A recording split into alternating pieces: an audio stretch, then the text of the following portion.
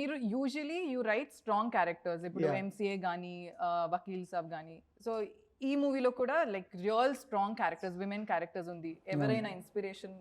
Yeah. మళ్ళీ Again, yeah. See, like మన సినిమాలో మీ 4 క్యారెక్టర్స్ చాలా స్ట్రాంగ్ క్యారెక్టర్స్. ఇన్స్పిరేషన్ ఈజ్ అంటే యాక్చువల్లీ ఐ టేక్, అంటే ఇది నేను ఆల్రెడీ ఒకసారి నేను I answered it. Inspiration is from my life only.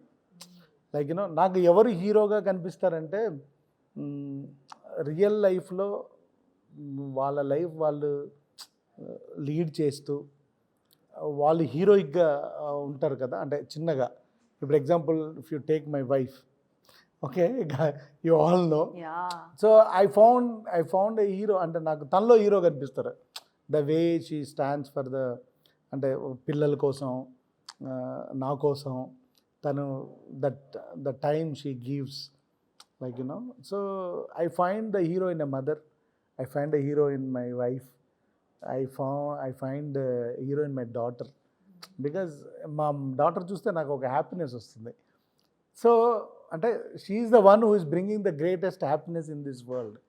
So these are my inspirations, my mother, my sister.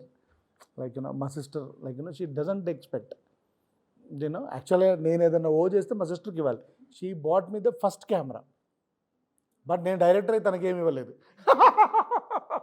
So that అంటే ఏమి ఎక్స్పెక్ట్ చేయకూడదు అనే క్వాలిటీ, అంటే ఒక నార్మల్ లైఫ్లో, అంటే ఇది నా ఫ్యామిలీలోనే ఉందని కాదు, అందరి ఫ్యామిలీస్లో ఉంటుంది.